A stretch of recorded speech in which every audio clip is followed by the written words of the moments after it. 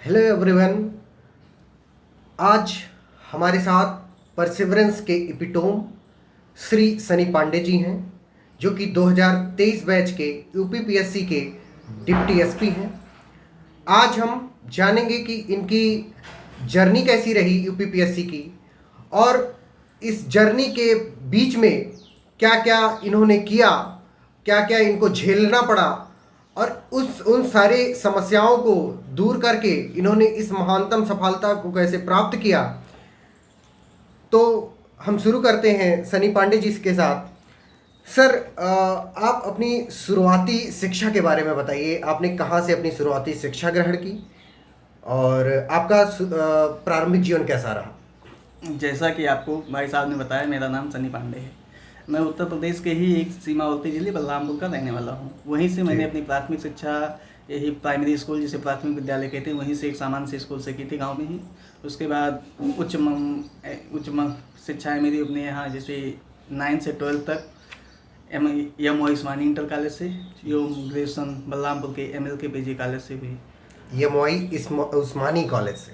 उस्मानी inter college, Mohammad Yusuf Usmani inter college, Utraula Balrampur. Minority school type का minority. तो उसमें आपका एडमिशन कैसे हो गया? मतलब उसमें कुछ ज़्यादातर तो मुस्लिम छात्र पढ़ते हैं। हमारे यहाँ दिक्कत यह है कि बलरामपुर से अगर शिक्षा की दृष्टि से देखा जाए तो भारत का सबसे पिछड़ा क्षेत्र, पिछड़ा जिला शैक्षिक दृष्टि से, अगर 2011 की जनगणना की बात की जाए तो आलमगीरपुर, जो एक है अलीराजपुर, जो मध्य प्रदेश का है, जिसकी शैक्षिक परसेंटेज लगभग 37 है। और बलरामपुर में विमेन जो साक्षरता है 39% है। मतलब इससे लगाया जा सकता है जो साक्षरता का अनुपात कितना बलरामपुर पिछड़ा है। अगर यूपी की बात करोगे तो जो सबसे पिछड़े 2 जिले आते हैं, श्रावस्ती बलरामपुर, यही आते हैं। तो हमारे यहाँ, हमारे गाँव के आसपास कोई कॉलेज ही नहीं था। अगर हमें पढ़ना था तो या तो उतरौला जाएँ, जो कि हमारे गांव से लगभग 18 किलोमीटर था, या बलरामपुर जाएँ, वो भी लगभग 17-18 किलोमीटर था। तो इस संदर्भ में उतरौला में 2 ही कॉलेज थे। एक भारतीय नाम से था, तो वहाँ हम गए थे एडमिशन लेना। मैं भारतीय में गया था, लेकिन तब तक वहाँ एडमिशन बंद हो गया था। कुछ 1-2 दिन हम लेट हो गए, तो वहाँ उस एम उस्मानी में मैंने एडमिशन ले लिया।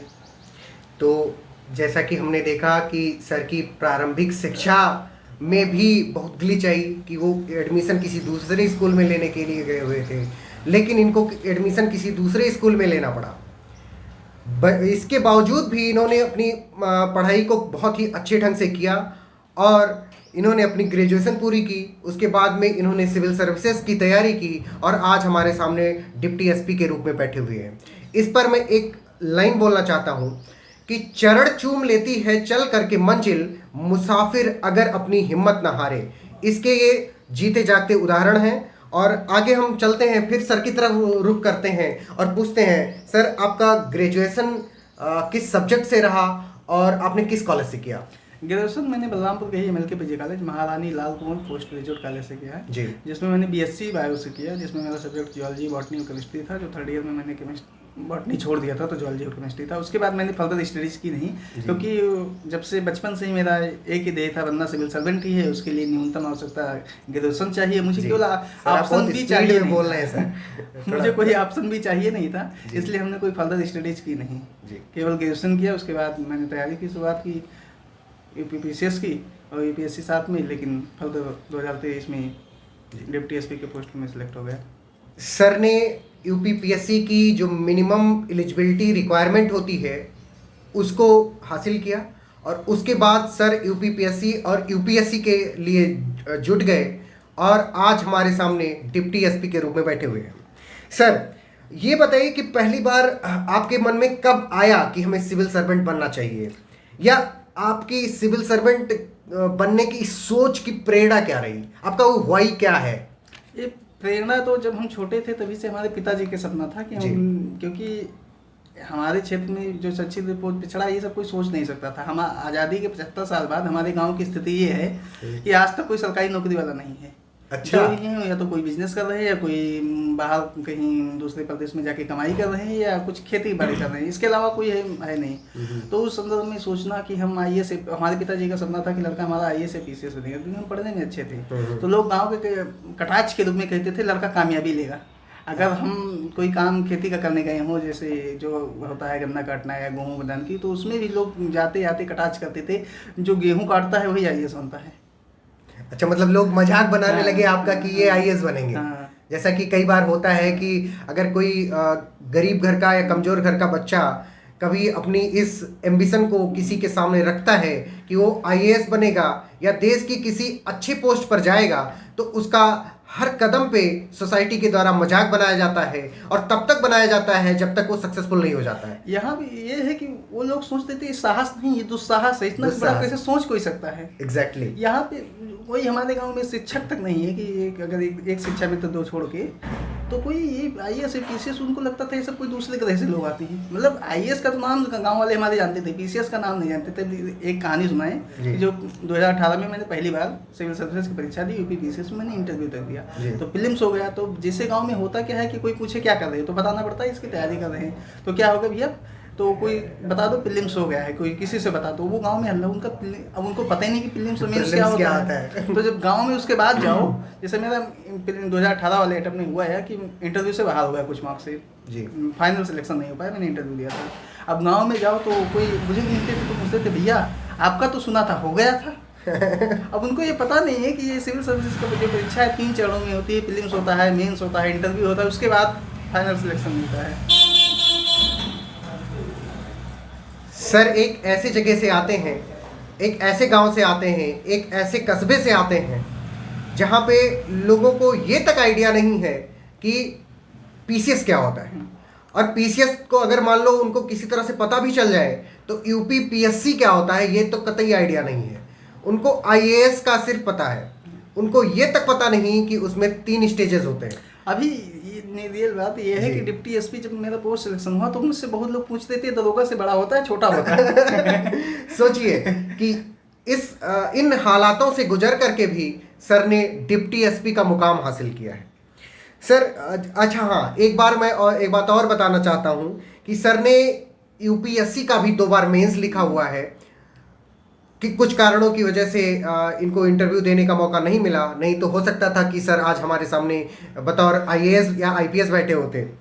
सर ये बताइए कि आप अपनी यूपी पीसीएस की जो जर्नी है उसको कैसे सेग्रीगेट करेंगे और क्या रही शुरुआती दिनों में, आपको कैसे मतलब समस्याओं का सामना करना पड़ा, और अगर कोई समस्याएं थी भी तो उनको आपने कैसे टैकल किया?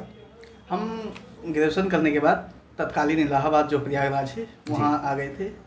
ये केवल जानते थे मुझे बनना सिविल सर्वेंट, ये नहीं जानते थे कैसे बनना है जी। अभी संदर्भ ये जानते थे कि चाहे जितना मेहनत करना पड़ेगा हम कर सकते हैं, इसकी कमी नहीं होगी। लेकिन एक तो गाइडेंस का अभाव रहा, उस समय हम ऐसा एंड्रॉयड मोबाइल भी नहीं यूज़ करते थे, छोटी सी मोबाइल यूज़ करते थे जो न्यूज़पेपर में आ गया है। किसी का इंटरव्यू पढ़ा टॉपर का, वो कार्य किया मैंने, किसी का पढ़ा कि ये बुक ले आओ, वो बुक खरीद के लाया पढ़े, जो कुछ टीचर बता दिए। अब आज उन सब चीज़ों को देखता हूँ तो खुद पे हंसी आती है, हम ये क्या कर रहे थे। मैंने ऐसी आप मिसगाइडेड मिसगाइडेड ही थे क्योंकि मैंने ऐसी बुक पढ़ी है जिसका सिविल सर्विसेज के क्षेत्र से कोई लेना देना। जैसे एक हमें टीचर पढ़ा रहे थे, नाम नहीं लेंगे वरना उसको गुस्सा हो जाएंगे। वो हिस्ट्री के टीचर थे, उन्होंने मुझे मेडिकल हिस्ट्री के लिए एक हरीशचंद्र वर्मा की बुक आती है उसको पढ़ने को बताया। वो ऑप्शनल वाले बच्चे पढ़ते हैं, वो ऑप्शनल वाले भी सही से नहीं पढ़ते क्योंकि इतनी मोटी बुक है। और मेडिकल हिस्ट्री का रोल क्या है, केवल प्रीलिम्स में 2-3 सवाल का, मेंस में उस सिलेबस में है नहीं। इतने के लिए वो इतनी मोटी बुक हम 10 दिन उसको पढ़े, बाद में समझ में आया इतना तो पढ़ ही नहीं पाएंगे। ऐसे ही एक पोस्ट इंडिपेंडेंस के लिए एक गांधी के बाद का भारत, एक रामचंद्र गुहा की बुक आती है। ये एकेडमिक के लिए बड़ी अच्छी बुक है, सिविल सर्विसेज में उसका योगदान कोई नहीं है। हम उसको खरीद के उसको पढ़े, बाद में पता चला ये कोई काम का नहीं है। तो ऐसे बहुत मिसगाइडेड हुए, जो ऐसी किताबें हमने पढ़ी जिसका कोई योगदान है नहीं। ऐसे कुछ टीचर बता दिए कि अब जैसे योजना और कुरुक्षेत्र के बारे में बहुत भ्रामक जानकारी पहले थी नहीं, हमारे पास भी जानकारी नहीं थी कि योजना और कुरुक्षेत्र पढ़ना चाहिए जी। अब वो 60 पेज की लगभग बुक वो होती है, पत्रिका होती है, यानी 60 पेज की लगभग गवर्नमेंट की अपनी खुद की पत्रिका होती है, योजना और कुरुक्षेत्र। अब उसमें दिक्कत ये होती है कि अगर सही से पढ़ा जाए तो उसमें एक लीड आर्टिकल पढ़ा जाना चाहिए, एक संपादकीय वाला आर्टिकल, यानी 4 से 5 पेज पढ़ने लायक होता है। 60 पेज में से सिर्फ 4 से 5 पेज। लेकिन हमने गलती क्या की, हम पूरा पढ़ते थे जी। इस संदर्भ में जो मेहनत जो आवश्यक नहीं थी वो करना पड़ रहा था। अब ये बाद में जब समझ में आया तब तक कुछ 1-2 साल हो गए थे। अब इसी संदर्भ में मेरा समय खर्च हुआ, जो कि अगर सिलेबस सही से पढ़ते तो और ज़्यादा अच्छे से हो पाता। तो इसमें बहुत उसमें और ज़्यादा पकड़ हो जाती सिलेबस। ऐसे ऑप्शनल चूज करने में मुझसे गलती हो गई। मेरा सिलेक्शन ना होने का मुख्य कारण ऑप्शनल नहीं था, मुझे जीएस में एक एक्सीलेंट मार्क मिलते थे। पिछली बार की बात बताऊं तो मेरा पिछली बार इंटरव्यू कॉल नहीं हुआ और मुझे जो जीएस में मार्क्स मिले थे टॉपर से ज़्यादा थे, मेरे 411 मार्क्स लगभग थे। जी जी जी। जो कि टॉपर के लगभग नहीं थे, जो जितना मैंने मार्क्स देखी बहुत कम के होंगे। और मेरा इंटरव्यू कॉल नहीं हुआ क्योंकि मेरा जो ये ऑप्शनल में मार्क्स आए 164 मात्र थे। तो सर ये आपका ऑप्शनल क्या था, और वो ऑप्शनल आपने क्या सोच करके चूज किया था? ऑप्शनल ज्योग्राफी मेरा था। मैंने ये सोच के चूज किया था कि एक तो बहुत ज़्यादा जानकारी थी नहीं उस समय मुझे कि कैसे कौन किस ऑप्शनल का परफॉर्मेंस कैसा होता है। जी। तो और ये एक शिक्षक उन्होंने समझाया कि हम बहुत अच्छे से तैयारी करवा देंगे, 250 मार्क्स तो आराम से आ जाते हैं ज्योग्राफी में। उन्होंने खूब सब जवाब दिखाए, हमें भी लगा सिलेक्शन ही होना है, चाहे जो ऑप्शनल ले लो, पढ़ना मुझे है ये। उन्होंने कहा था अगर मेहनत करोगे तो हो जाएगा। हमने सोचा मेहनत तो हम कर ही लेंगे, लेकिन ज्योग्राफी आज तक मैं समझ ही नहीं पाया कि ऑप्शनल में आंसर कैसे लिखते हैं। और सर ने अपनी ऑप्शनल का सब्जेक्ट ऐसे चूज किया कि जैसे कोचिंग वाले लॉलीपॉप देते हैं कि अगर आप ये वाला सब्जेक्ट चूज करोगे तो हम आपको उसमें हम धनुर्विद्या का अर्जुन बना देंगे। तो सर के साथ भी वही ट्रेजेडी हुई। तो इसलिए कोई भी जो हमारा व्यूअर्स है, अगर वो ऑप्शनल चूज करने जा रहा है तो आप अपनी स्ट्रेंथ देखिए, अपनी वीकनेस देखिए, और अपनी ग्रेजुएशन का सब्जेक्ट देखिए, और अपना इंटरेस्ट देखिए, क्योंकि ये उस बीवी की तरह से है जिसके साथ आपको पूरी ज़िंदगी बितानी होती है। ये कोई गर्लफ्रेंड या बॉयफ्रेंड वाला सीन नहीं है कि आप आज इसके साथ कल उसके साथ। तो ऑप्शनल चूज करने में हमको बहुत ध्यान देने की ज़रूरत होती है, क्योंकि अगर हम ऑप्शनल में ध्यान नहीं देंगे कि तो जैसे सर का 2-3 साल बर्बाद हुआ वैसे आपका भी बर्बाद हो सकता है। सर आपने मीडियम चेंज किया है, जैसा कि अभी हम लोग कुछ देर पहले बात कर रहे थे। तो आपने बताया कि आप हिंदी मीडियम से थे और फिर उसके बाद में स्विच किया आपने इंग्लिश मीडियम की तरफ।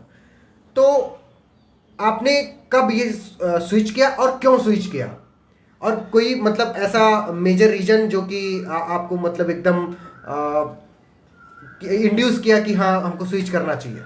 ये बात ये है कि हम 18 में पहली बार मैंने दिया था अपना अटेम्प्ट पहली बार, और उसमें दिक्कत ये थी हम बनने आईएएस आए थे। सोच के ये था सपना आईएएस या आईपीएस ही है।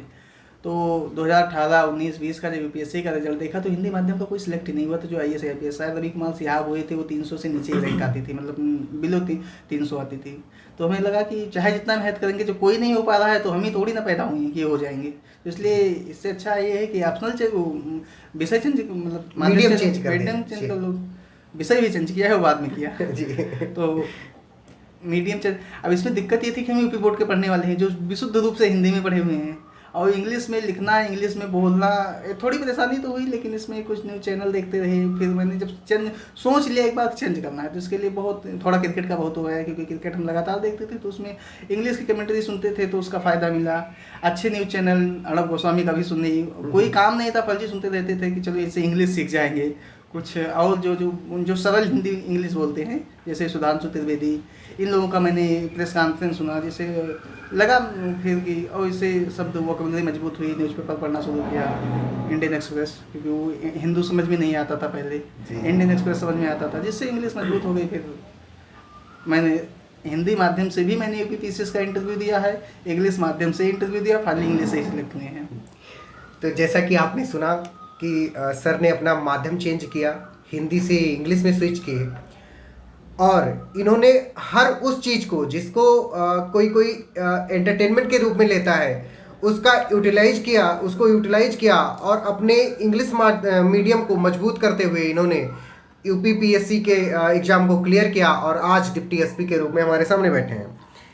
सर ये बताइए कि आपकी सब्जेक्ट वाइज, जैसे कि अभी GS 1 से लगा करके 6 तक और हिंदी और एसए का पेपर यूपीपीएससी में है, तो आप सब्जेक्ट वाइज अपनी रणनीति आपने क्या रखी और उसके आपने क्या रिसोर्सेज फॉलो किए, तो उस पर थोड़ा प्रकाश डालेगा जिससे हमारे व्यूअर्स को हेल्प हो जाएगी।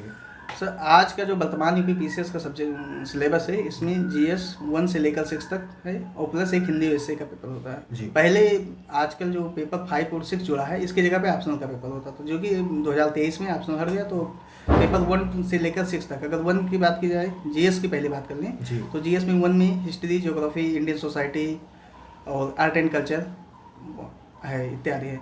इसमें हिस्ट्री के लिए जैसे जो मेंस का प्रीलिम्स और मेंस अगर इंटीग्रेटेड बात की जाए तो जैसे प्रीलिम्स में तो एंशिएंट और मिडिवल ही शामिल होता है, लेकिन मेंस में शामिल नहीं है। मेंस में जो हमारा हिस्ट्री का पोर्शन शुरू होता है 1857 की बात का शुरू होता है। और वर्ल्ड हिस्ट्री भी मेंस में शामिल होता है जो प्रीलिम्स में नहीं है जी।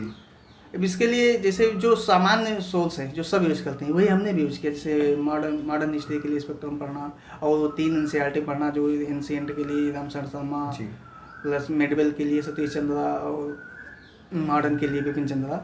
इसके अलावा इन कुछ ऐसे सब्जेक्ट होते हैं जिनकी बुक नहीं पढ़ी जाती, जैसे इंडियन सोसाइटी, इसके लिए हमने केवल ओनली IAS के प्रहाल का यूज किया। अच्छा।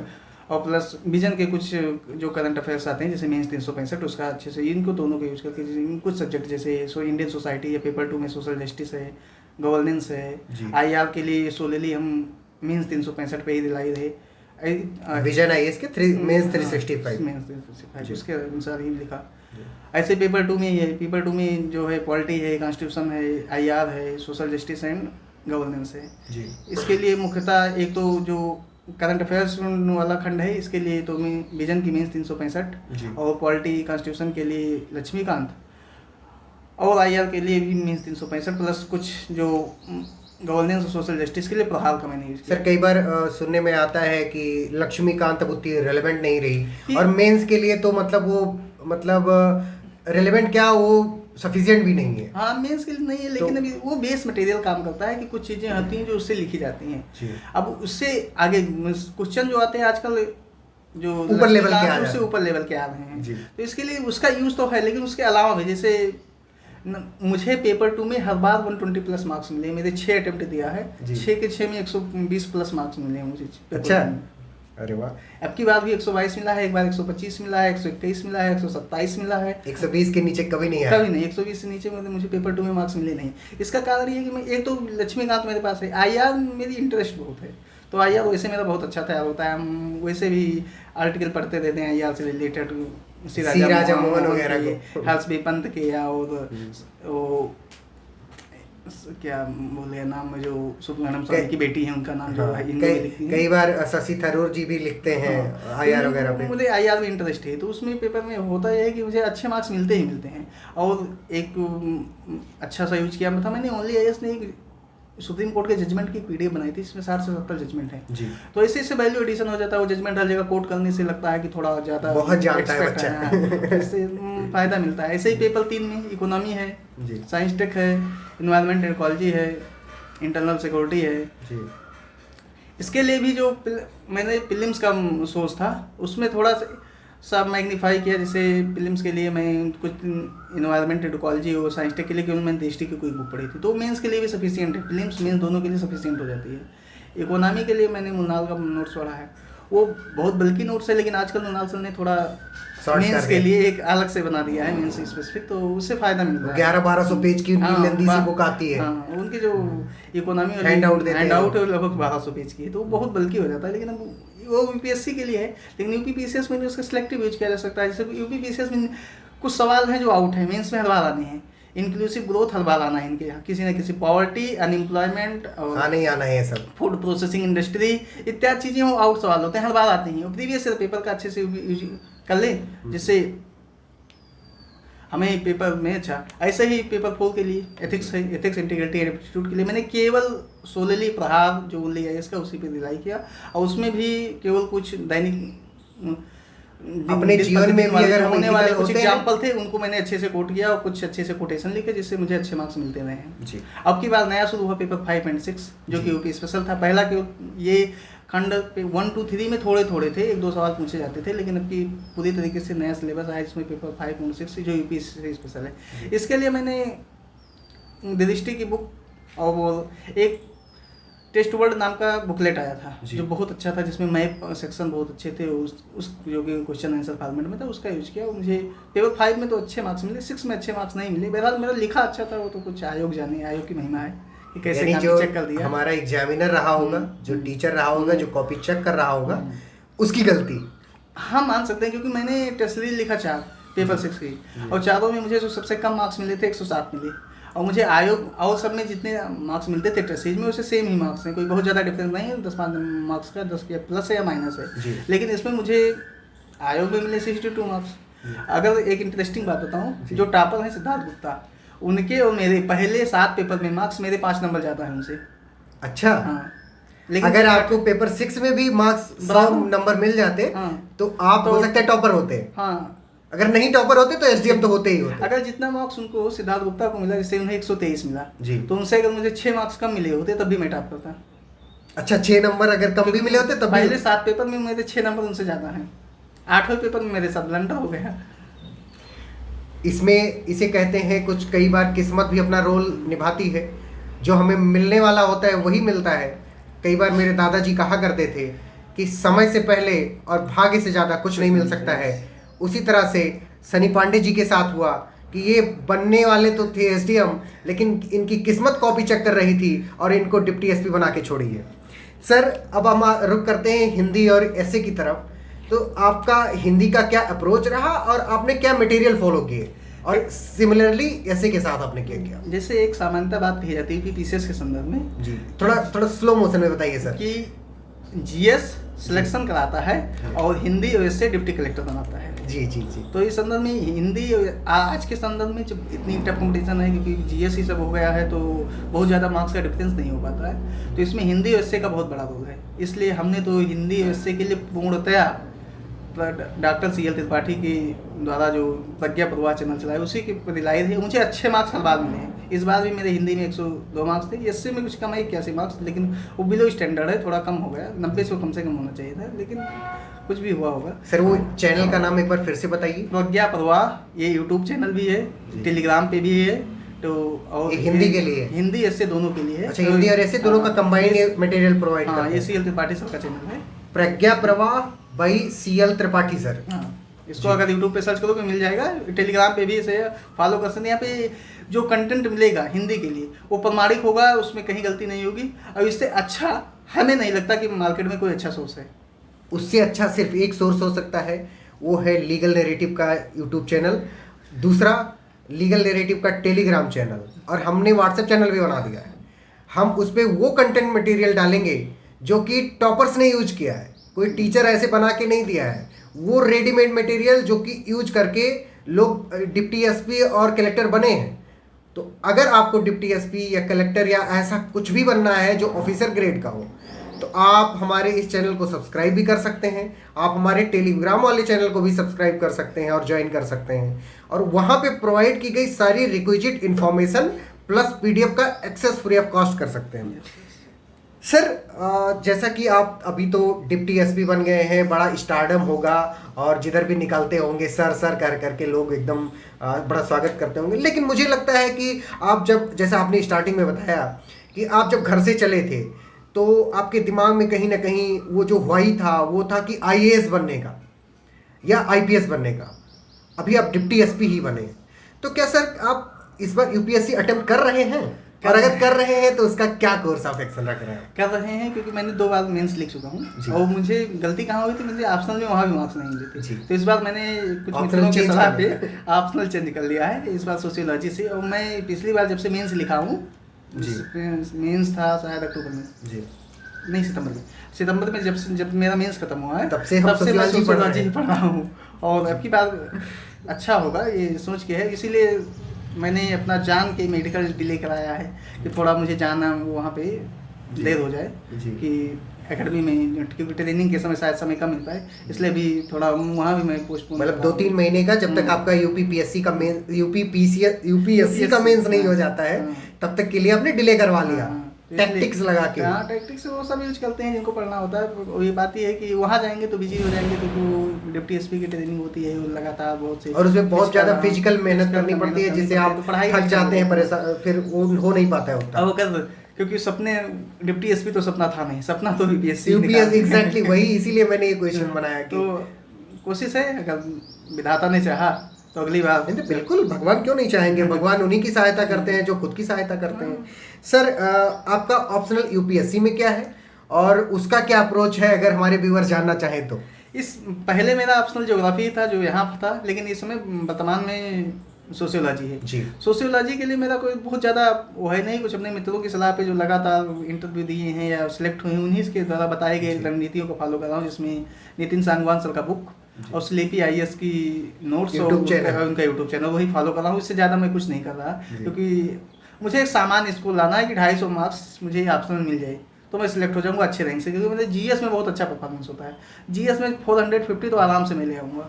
केवल ये ना हो ऑप्शन मुझे रोके ना, जैसे एक बार यूपीएससी मेरे ऑप्शन में 194 आए, एक बार 206 आए, और दोनों बार मेरा इंटरव्यू कॉल नहीं हुआ।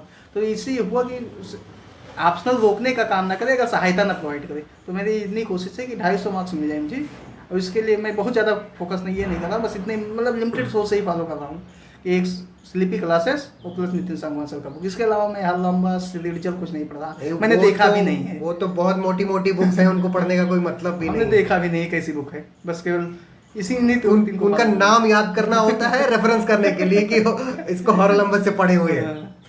सर अगर आपकी इजाज़त हो तो क्या मैं कुछ पर्सनल क्वेश्चन भी पूछ सकता हूँ? सर जैसा कि युवा पीढ़ी के बीच में होता है कि जब वो तैयारी कर रहे होते हैं तो कई बार वो विचलित हो जाते हैं, विचलित नहीं कह सकते हैं, डिस्ट्रैक्टेड हो जाते हैं। उस डिस्ट्रैक्शन का कारण बहुत सारी चीज़ें हो सकती हैं, जिसमें एक प्राइम कारण है कि वो अपने सेक्सुअल ओरिएंटेशन की वजह से या हार्मोनल चेंज की वजह से अपोजिट सेक्स या जिस तरह से उनका सेक्सुअल ओरिएंटेशन होता है उस अपोजिट बाइनरी की तरफ वो ज़्यादा अट्रैक्टेड होने लगते हैं। क्या सर आपके साथ ऐसा कुछ हुआ, और अगर हुआ तो आपने उसको कैसे टैकल किया?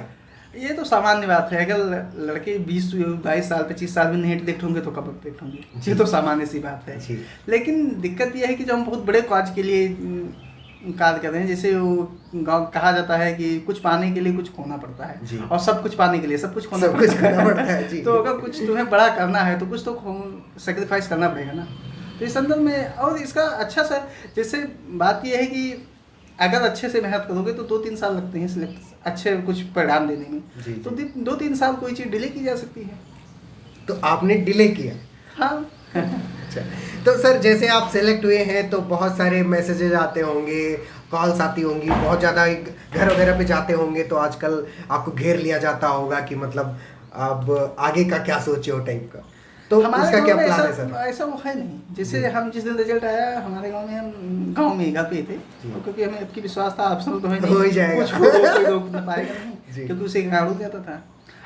तो हमारे गांव में वो पता नहीं क्या प्रवृत्ति है कि लोग मिलने तक नहीं आए। एक वो जैसे होता है कि गांव में खुशी का माहौल हो जाता है कि किसी ने इतना बड़ा काम किया, कोई मुझे ये भी नहीं बधाई देने भी नहीं आया। लोग इन्वियस हो गए, उनकी खुद की जल गई कि भाई ये बन कैसे गया। जिसको हम ये कहा करते थे कि खेत काटने वाला भी आईएएस बनेगा, वो सच में कैसे डिप्टी एसपी बन गया। तो जो मेरा ये प्रजम्पशन था कि सर को घेर लिया जाता होगा कि सनी जी बताइए कि अब आगे आपका क्या कोर्स ऑफ एक्शन रहेगा, आप शादी कब कर रहे हो, ये बहुत बड़ा क्वेश्चन होता है। जैसे पहले होता था, पहले जब तभी तक सिलेक्शन नहीं हुआ था तो घर जाते थे तो लोग पूछते थे भैया क्या हो रहा है, कैसे होगा, आगे कुछ छोटी एग्जाम दे लेते, 2 बार हो गया नहीं, 2 बार इंटरव्यू दे नहीं हुआ है। कई बार लोग कर लेते, लेखपाल और कांस्टेबल का एग्जाम देने तक की सलाह दिए होंगे। अब जो पूछते थे, अब जब से सिलेक्ट हो गए वो भी नहीं पूछते कि क्या कर रहे हो जी।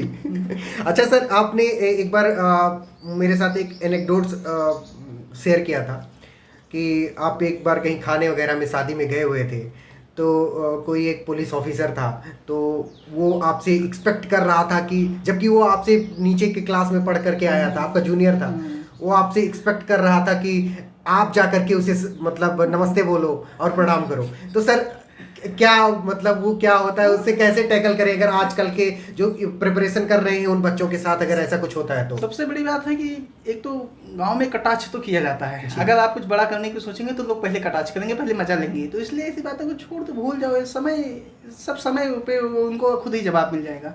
तो ऐसे लोगों को जवाब नहीं देना चाहिए, आराम से शांति से मतलब उनको उनका सुन के उनको इग्नोर कर देना। एक समय आएगा अपने आप वो जवाब पा जाएंगे, खुद वो आएंगे हमारे साथ फोटो लेने के लिए। हम काहे बात सही है, बस केवल एक उचित डायरेक्शन में कार्य करते हैं जिससे सफलता जरूर लें। अगर सफलता नहीं मिलेगी तो उन्हें सही हो जाएंगे। इसलिए उन्हें गलत साबित करने के लिए बातों से ना करें। जैसे क्रिकेट में कर्मों से करें। क्रिकेट में कहा जाता है कि आप बातों से जवाब ना दें, बैट से जवाब दें। बैट से जवाब दें। तो इसी तरह से अगर आप कॉम्पिटिटिव एग्जाम की प्रिपरेशन कर रहे हैं तो अपने रिजल्ट से जवाब दें, बातों से ना। अच्छे रिजल्ट है वो खुद वैसे, जैसे सामान्यतः हम गाँव में बोलते बहुत कम है। तो आज से पहले लोग कहते थे वो इतना घमंडी ही बोलता नहीं। अच्छा। अब आज कहेंगे कि वो इतना का बोलते, पढ़ाई में संलग्न था, किसी से बात नहीं करता था।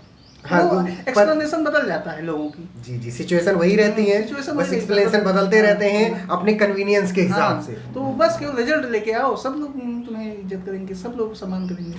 तो जैसा कि जयशंकर प्रसाद जी ने एक बार कहा था कि महत्वाकांक्षा का मोती निष्ठुरता की सीपी में पलता है, उसी तरह से किसी भी बाहर की दुनिया के प्रति हमें निष्ठुर होना होगा। अगर हम महत्वाकांक्षी हैं और हम कुछ अच्छा, कुछ बड़ा, कुछ सोशियोवर्दी मतलब जो समाज के लिए कुछ कल्याणकारी हो, अगर वो करना चाहते हैं तो हमको निष्ठुर होना होगा। और एम्बिशंस मेक्स मैन ग्रेट, ये मैकॉले ने कहा था।